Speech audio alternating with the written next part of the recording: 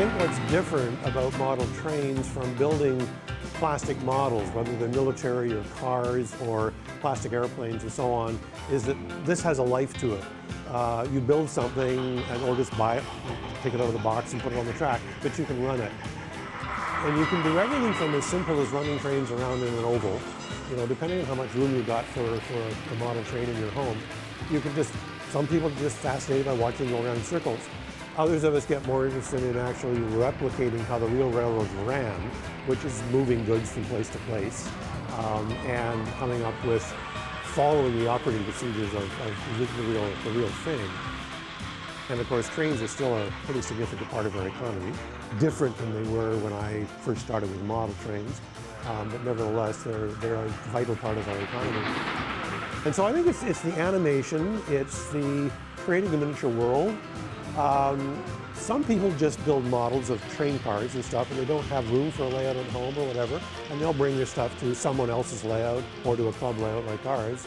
But a number of us have our own layouts in the basement or a spare bedroom or something like that, where we try and, like I say, recreate either a real place or just completely out of your imagination.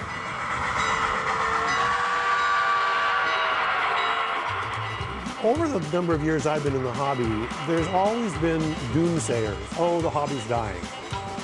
Slot cars came along. Now there's computers and there's computer games and there's all the things that kids growing up do. But in fact, for those of us who've been in the hobby for, in my case, going on 60 years, this is almost a golden era. The materials, the models, the technology that's currently available to model railroaders is unbelievable.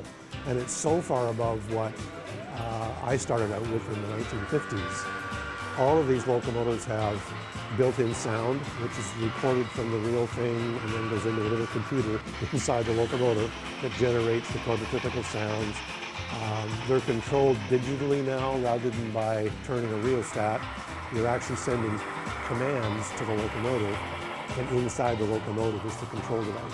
Once again, a little computer tells it to speed up or slow down or change direction, turn the lights on and off, that kind of thing, which allows us to run multiple trains on the same track independently of one another, something we certainly couldn't do when I started out.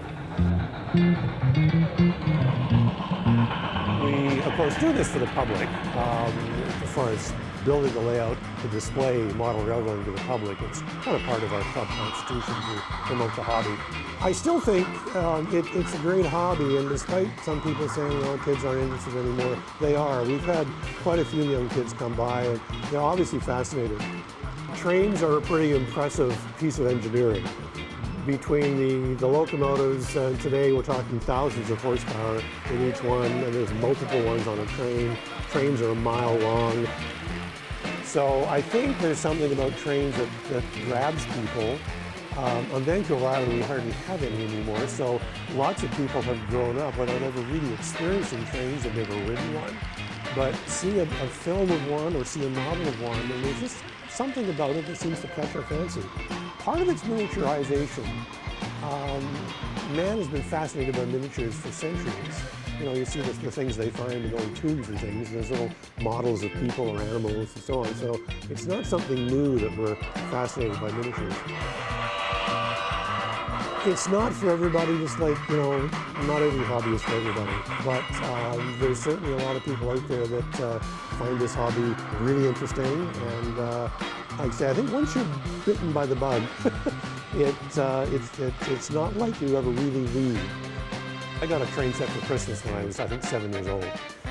And I've been playing with trains on and off ever since. It just grabbed my interest. It's something that we have a passion for.